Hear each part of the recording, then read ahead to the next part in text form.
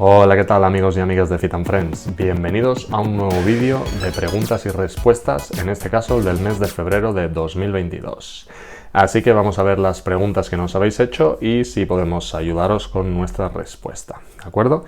A ver, la primera pregunta que tenemos es, si hacer ejercicio inflama el cuerpo, ¿es recomendable comer alimentos antiinflamatorios tipo cúrcuma o mejor evitarlos post-entrenamiento?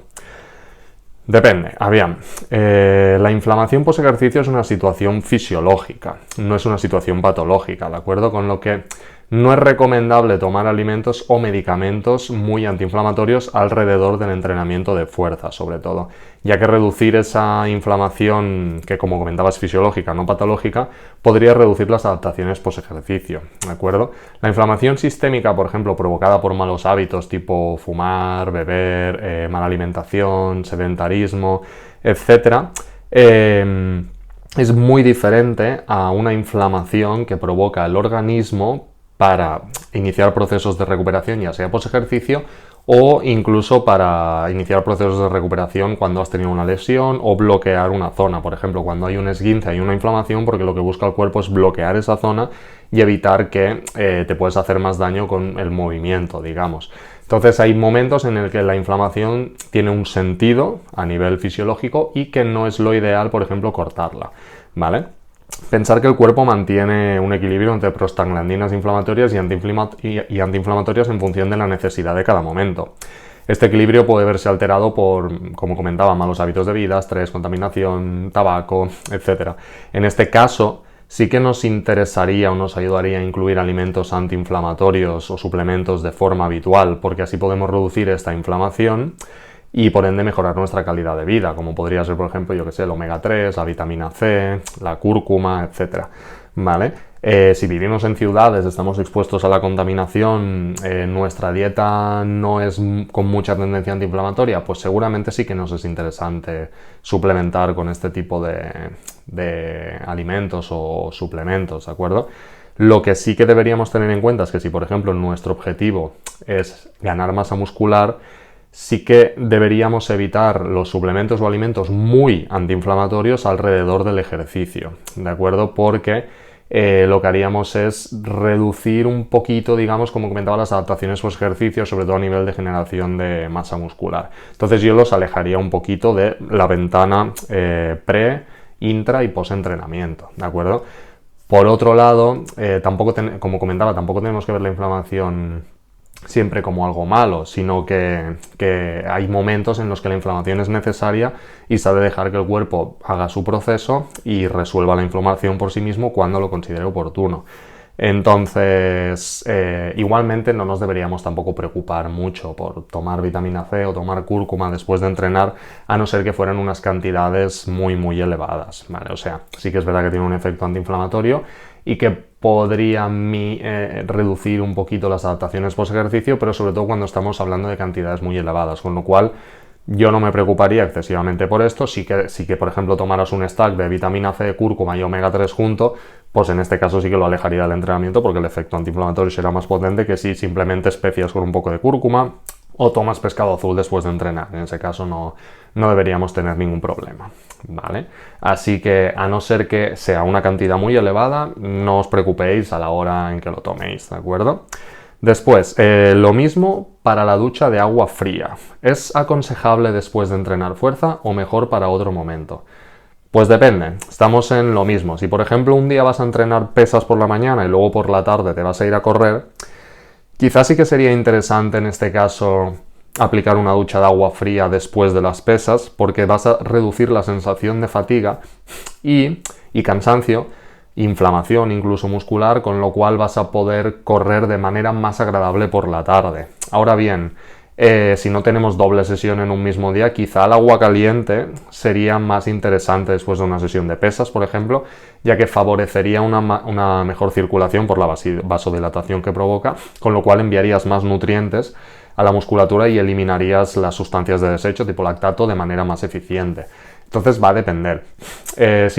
Claro, si tú, por ejemplo, yo qué sé, un futbolista profesional, que muchas veces se ven los futbolistas profesionales que se meten en bañeras de hielo, claro, si tienen entrenos cada día de alta intensidad, pues sí que les ayuda a la sensación de fatiga, recuperación, etc. Cuando estamos hablando de, por ejemplo, ejercicio de fuerza, intentar ganar masa muscular, quizá no sería lo mejor justo después del entrenamiento, sino en otros momentos del día.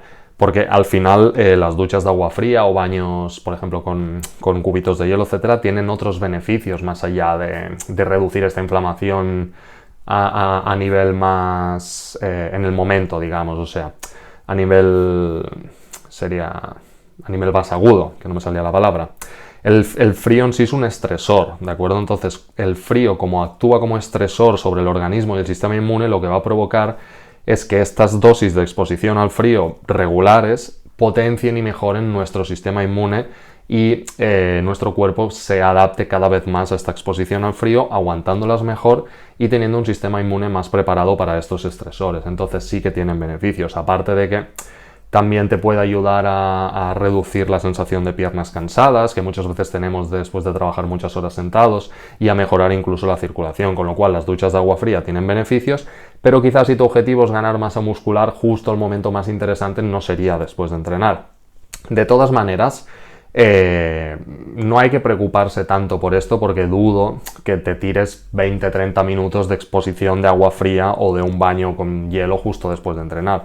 Con lo cual, que tú hagas 1 minuto, 2 minutos de agua fría en las piernas para favorecer la circulación, sensación de bienestar, etc., en la ducha post ejercicio, no debería influir negativamente en tus adaptaciones de ganancia de masa muscular, con lo cual tampoco es algo de lo que nos tengamos que preocupar especialmente, ¿vale? O sea, otra cosa sería que como os digo, os tiréis media hora en la ducha, pero si no, sin problemas. Igual que el tema de los alimentos antiinflamatorios. Estos son pequeños detalles que cobran una importancia de un tanto por ciento muy pequeño en respecto a lo que son los detalles más importantes, como es cuántos días estás entrenando, si estás aplicando suficiente intensidad, si estás en superávit calórico o en déficit calórico, etc. Entonces estos son pequeños detallitos que en algún momento puede tener algún sentido tenerlos en cuenta, pero por norma general es mejor que actuemos de la manera que nosotros nos sintamos mejor. Si nos gustan las duchas de agua fría, maravilloso, porque nos va a aportar beneficios.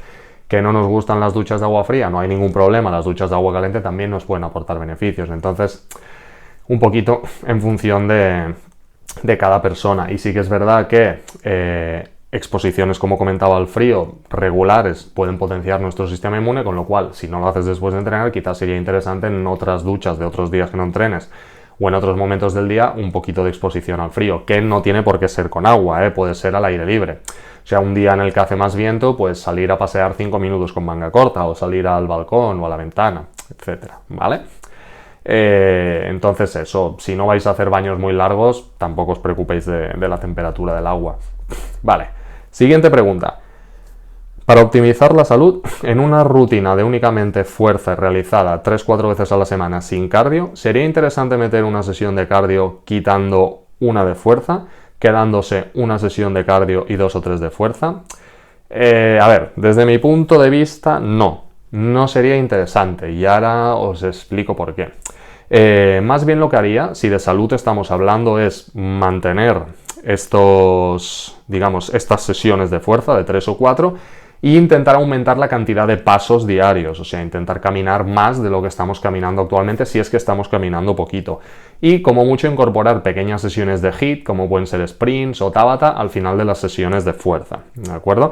Pero no reduciría una sesión de fuerza, porque de esta manera al final nos podemos aprovechar de lo positivo de ambas disciplinas. O sea, yo meto algo de cardio con el HIIT, que me ocupa poco tiempo, pero mantengo la sesión de fuerza, que al final la sesión de fuerza es lo que nos va a dar resultados más grandes y más consistentes a largo plazo, con lo cual eliminar algo que nos va a aportar más que si lo sustituimos por una sesión de correr media hora no tendría mucho sentido, ¿vale? El cardio, desde mi punto de vista, se ha sobrevalorado bastante. Sí que es verdad que es ejercicio, hay que moverse, es importante, pero el ejercicio de fuerza nos aporta muchos más beneficios a largo plazo, bien hecho obviamente, que el ejercicio de cardiovascular de media larga duración. Nos podemos aprovechar casi los mismos beneficios de ejercicio cardiovascular si hacemos corta duración como HIITs y Tabatas, y sin hacer falta que estemos media hora, 45 minutos corriendo. ¿De acuerdo? Entonces, pensar además que cuando hacemos pesas también aumentamos la frecuencia cardíaca. Tú cuando estás haciendo peso muerto con una carga muy elevada, notarás que tu corazón se acelera, con lo cual en realidad sí que estás trabajando a nivel cardiovascular aunque estés haciendo pesas de manera un poquito diferente, pero el sistema circulatorio trabaja, ¿vale? Otra opción sería, aparte de esas 3-4 sesiones de fuerza, añadir una extra de cardiovascular, pero más tipo lúdico, pues ir a pasártelo bien, me voy a jugar a pádel, a fútbol con unos amigos, a pasear por la montaña un poquito rápido, un power walking que se llamaría, etcétera, ¿vale? O sea, más que tomártelo como una sesión de entrenamiento, tomártelo más bien como una sesión de diversión que a la misma vez estés haciendo ejercicio, ¿vale? Otra cosa sería que tú tengas un entrenamiento brutalmente intenso, ¿vale? O sea, si tú entrenas 3-4 veces de fuerza a la semana a una intensidad media alta, correcto, pero si tu entrenamiento es muy, muy, muy intenso, quizás sí que no sería buena idea hacer 4 sesiones a la semana y sería mejor quedarse con 3. En este caso sí que podrías meter una sesión de cardio sustituyendo. ¿Qué significaría un entrenamiento brutalmente intenso? Pues entrenamientos con ejercicios básicos tipo peso muerto, sentadillas, press banca, dominadas, etcétera, con cargas muy elevadas y un volumen bastante alto de entrenamiento, que de estos que te dejan destrozado 2-3 días. Entonces, claro, obviamente no vas a poder entrenar más de 3 días a la semana porque acabarías sobreentrenándote y provocando alguna lesión. Entonces, yo me movería 3-4 días de fuerza, siempre, y si hace falta añadir alguna sesión de cardio, yo soy partidario del cardio lúdico, y lo más interesante es meter cardio de alta intensidad justo después de las sesiones de fuerza. Incluso sería muy interesante hacer tu entrenamiento de fuerza, un Tabata o un HIIT, y una caminata de 15-20 minutitos suave para favorecer la recuperación del cuerpo, la fluidez que fluya la sangre, etcétera. Esto sería una buena estrategia para un día de entrenamiento. Si el tiempo, o sea, si tenemos suficiente tiempo y nos lo podemos permitir, el hacer todo esto sería entrenamiento de fuerza, HIIT o Tabata, más caminata. Esto sería ideal, por ejemplo. ¿Cuántos días meter el HIIT y el Tabata? Con 2 veces a la semana en realidad está bien. Claro, si haces un Tabata de media intensidad porque los ejercicios que eliges no son muy fuertes, pues quizá 3 días, ¿vale? Cuando haces un HIIT con sprints, la intensidad es muy elevada, con que lo hagas 1 o 2 días a la semana, está bastante bien. Podrías hacer un día HIIT, un día Tabata, o 3 días Tabata, o 2 días HIIT, serían diferentes opciones, ¿vale? Entonces, siguiente pregunta. ¿Las clases de Más Fuertes que el Vinagre, que son las que hacemos aquí en Fit and Friends, o las de FitBody también, cuentan como cardio o como fuerza? A ver, es una mezcla de ambas, ¿vale? Trabajamos fuerza en rangos de hipertrofia y resistencia muscular, que es cuando nos movemos entre las 8 y las 20-25 repeticiones, ¿vale? Entre 8 o 12 más o menos están los rangos hipertróficos, de 12 para arriba nos iríamos a resistencia muscular. Esto es más o menos lo que solemos trabajar en las clases, ¿de acuerdo? Entonces, esto va a provocar unas adaptaciones, digamos, no tanto a nivel de fuerza entendida como neural, o sea, el trabajar entre 1 y 3 repeticiones, sino más a nivel hipertrofia muscular, a nivel de resistencia muscular, o sea, lo que va a hacer es trabajar la musculatura, que podemos crear una hipertrofia, pero sí que necesitamos combinar con un ejercicio de fuerza de más bajas repeticiones, ¿vale? Entonces, en función del objetivo que tengas, porque si tu objetivo simplemente es quemar calorías, pasártelo bien, generar un poco de musculatura, perder grasa, etcétera, tendría suficiente, pero si tú quieres generar bastante musculatura o ganar más fuerza, lo ideal sería añadir tu rutina de fuerza extra aparte de las clases, ¿vale? ¿Cómo lo puedes hacer eso? Mi recomendación en este caso sería, por ejemplo, hacer los ejercicios básicos con más peso, tipo sentadillas, press banca, militar, etcétera, justo antes de la clase, ¿vale? Y con repeticiones más bajas, entre 3, 5, 8 como mucho repeticiones, y así podemos complementar el trabajo que hacemos en clase, ¿vale? O sea, tú calentarías un poco, harías, lo invento, sentadilla, 4 series de 5, press banca, 3 series de 5 y dominadas 3 de 5. Y luego pasarías a hacer la clase y así harías un trabajo bastante complementario, más parte de fuerza con más parte de hipertrofia y resistencia muscular. Por otro lado, en ciertas épocas puede ser que tu rutina de entrenamiento sea enfocada a hipertrofia puramente, que te muevas entre 8 o 12 repeticiones, con lo cual antes de la clase harías eso y en la clase simplemente reforzaríamos seguramente con otros ejercicios o otros rangos de repeticiones eso mismo que tú estás trabajando, ¿vale? Pero sí que es recomendable que mínimo la mitad de los meses del año intentemos trabajar algunos ejercicios básicos a bajas repeticiones con alta carga. Si nuestro objetivo, por ejemplo, es mejorar la fuerza a largo plazo o mejorar la masa muscular, porque no olvidemos que para aumentar la masa muscular es importante que aumentemos también la fuerza. Si no, llega un momento que por mucho que trabajemos a repeticiones, 8, 10, 12, 12, 15, etcétera, vamos a estancarnos y no vamos a poder seguir progresando porque vamos a tener un déficit de fuerza en respecto a nuestra resistencia muscular. ¿Vale? Entonces, en este caso es interesante aplicar periodos de fuerza. Una periodización ondulante sería, pues trabajo un tiempo fuerza, un tiempo hipertrofia y voy variando de esta manera para aprovecharme los beneficios de ambas disciplinas o de ambos tipos de trabajo. ¿Vale? Vale, pasamos a la siguiente pregunta. ¿Cuánto es de malo no parar para comer? O sea, comer y multitasking. Pues bastante malo, la verdad. A ver, el tema respecto a esto es que hoy en día vivimos en un constante multitasking. No estamos centrados haciendo una cosa, sino que estamos haciendo 1000 cosas a la vez. Pues estoy tendiendo la ropa mientras escucho un podcast, mientras preparo la comida y mientras reviso los emails. ¿Qué pasa? Que esto tiene un efecto nocivo realmente sobre nuestra salud, porque lo que está haciendo es que tengamos nuestros niveles de estrés y de cortisol más elevados de lo que deberíamos. Entonces, sea más fácil que acabemos sufriendo algunas patologías relacionadas con los niveles de estrés, ¿vale? Entonces, deberíamos, a ser posible, evitar este tipo de comportamiento e intentar centrarnos en hacer las cosas de una en una, como mucho, con 2 cosas a la vez. Pero es que hay unos momentos en los que es más importante esto, que es, por ejemplo, cuando tenemos que comer, cuando tenemos que irnos a dormir. O sea, hay ciertos momentos en el día que es mejor que nos centremos solo en una cosa y no estemos intentando hacer 1000 cosas a la vez. ¿Vale? Uno de los mayores errores de hoy en día es pensar que somos productivos por hacer muchas cosas a la vez. Y en realidad no, en realidad estamos haciendo muchas cosas, pero seguramente mal todas ellas o con menos eficiencia que si las hiciéramos de una en una. ¿Vale? Entonces, estaría interesante el intentar mejorar la calidad de las cosas que hagamos haciéndolas de uno en uno, ¿vale? Y también deberíamos plantearnos que si no podemos parar a comer sin salir de delante de la pantalla del ordenador, quizá hay algo que estamos haciendo mal en nuestro día a día, ya sea tenemos un trabajo demasiado exigente que no nos está permitiendo tener estos momentos de descanso, con lo cual deberíamos plantearnos por qué está pasando esto e intentar ponerle solución. Deberíamos ver si realmente no estamos perdiendo el tiempo con otras cosas y luego hace que tengamos que restar calidad, por ejemplo, de la hora de comer para poder compensar ese tiempo que hemos perdido, me lo invento, mirando el Instagram en vez de estar trabajando. Entonces, este tipo de estrés que nos provoca esto, hay que intentar solucionarlo, ¿vale? Entonces, ¿por qué? Cuando tú estás comiendo es importante que estés centrado en la comida, ¿de acuerdo? Ya no te estoy diciendo quizá que no estés escuchando un podcast o mirando algún vídeo incluso si quieres, o sea, sí que es verdad que lo ideal sería comer centrado en el plato, pero mucho mejor que estar trabajando sería escuchar un podcast mientras tú comes, por ejemplo.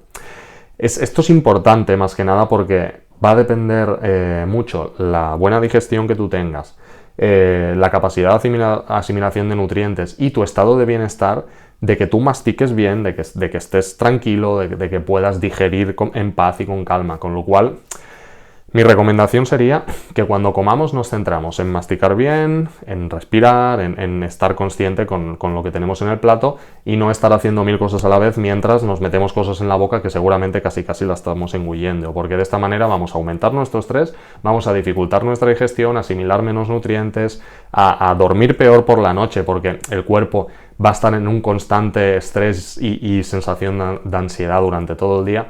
Con lo cual es cero recomendable multitasking mientras comemos. La hora de comer es la hora de comer. Y si no podemos dedicar 20, 30, 40 minutos a comer solo con la comida, debemos plantearnos que probablemente hay algún problema que debemos solucionar a nivel de gestión del trabajo, gestión de prioridades, etc. ¿Vale? Es importante igualmente también destacar que el multitasking suele ser una mala idea en general. O sea, ya no solo a la hora de comer, es a la hora de trabajar incluso. Si tú tienes que hacer 3 tareas y las te estás intentando hacer a la vez, es como comentaba, las vamos a hacer mal, ¿vale?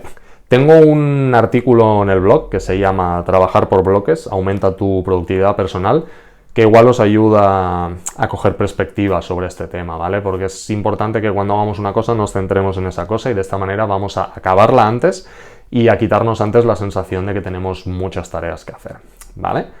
Entonces, seguimos. Siguiente, y esta es la última. Siguiente y última pregunta. ¿Entreno con o sin zapatillas? En especial por el impacto sobre las rodillas. Vale, pues como casi todas las preguntas de hoy, depende, ¿vale? ¿De qué depende? Depende del tipo de entrenamiento que vayamos a realizar, depende de la superficie en la que vayamos a realizar el entrenamiento y depende de tu adaptación a todo lo anterior. ¿Qué quiere decir esto? No hay una respuesta clara, o sea, lo que yo te diría es, por ejemplo, para entrenamiento de fuerza, descalza o con calzado especializado para ello, ¿vale? Evitando zapatillas típicas de aeróbic o de estas de correr con cámara de aire o zapatillas de este estilo, ¿vale? Descalzos o con calzado especializado tipo CrossFit, halterofilia, etcétera, ¿vale?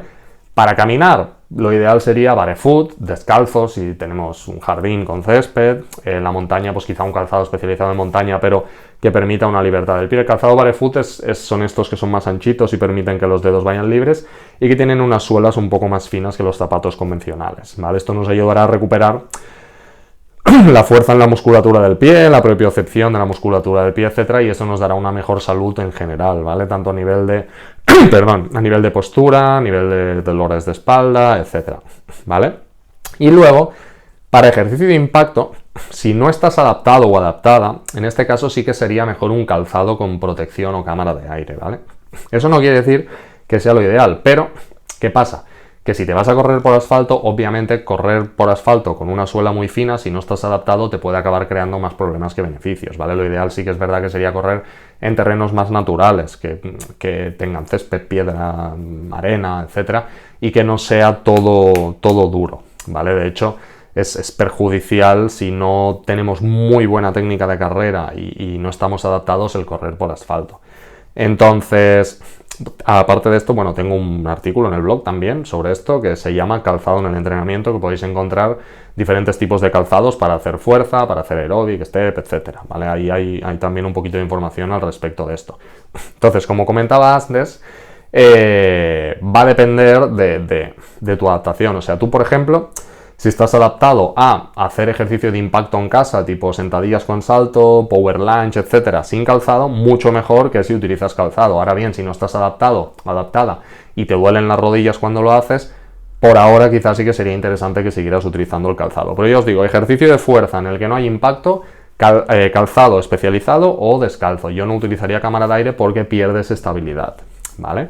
Y, por ejemplo, cuando hacemos clases de estas de más fuertes que el vinagre, hacemos cosas con impacto, como comentaba, sentadillas con salto, cosas así.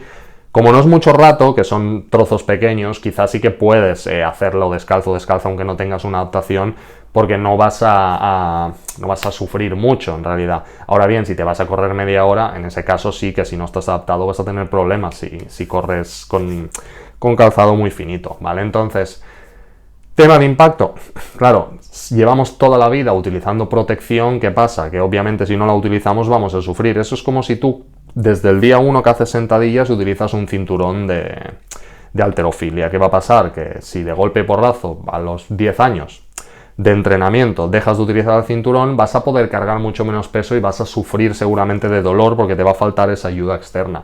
Si tú desde el día 1 no utilizas el cinturón y te vas adaptando y vas aumentando las cargas, vas a mejorar en conjunto tanto tu core como tu musculatura encargada de hacer esas sentadillas, y ya utilizarás el cinturón cuando las cargas sean tan elevadas que sea estrictamente necesario utilizarlo. Aquí pasa lo mismo.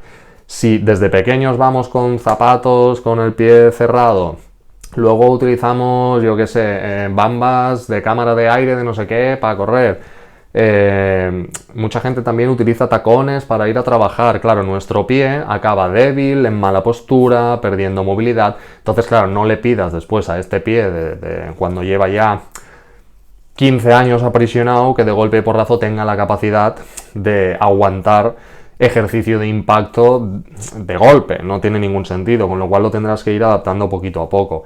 Lo ideal sería que acabáramos pudiendo tolerar ese impacto, sobre todo en ejercicios como comentaba que hacemos en casa sin calzado, ¿vale? Si vemos que actualmente no somos capaces de tolerar ese pequeño impacto en casa, es que seguramente necesitemos entrenar más nuestros pies e ir adaptándolos poco a poco. El primer paso sería caminar descalzos por casa y utilizar calzado barefoot cuando vayamos a la calle. O sea, el primer paso sería caminar, y cuando ya llevemos bastante tiempo caminando con este tipo de calzados, ya podríamos empezar a trabajar el impacto con los pies descalzos, ¿de acuerdo? Pero bueno, por ahora, si no estás adaptado o adaptada, es mejor que trabajemos con bambas, digamos, que nos protejan un poquito, ¿de acuerdo? Y esto sería todo. Espero haberos ayudado con las respuestas. Si se ha quedado alguna cosa que no habéis visto clara, podéis escribirme, como siempre, por el grupo de Telegram y acabo de solventarlo, o volvemos a grabar alguna respuesta más si fuera necesario, ¿de acuerdo? Pues muchas gracias por ver el vídeo. Recordad que ahora tenéis durante el mes de marzo para ir mandando todas vuestras preguntas de cualquier tema, el que sea, que tenga que ver obviamente con salud, buenos hábitos de vida, etcétera. Y si podemos solucionarlo desde Fit and Friends, lo vamos a hacer, ¿de acuerdo? Muchas gracias y nos vemos en el próximo vídeo. Que vaya muy bien.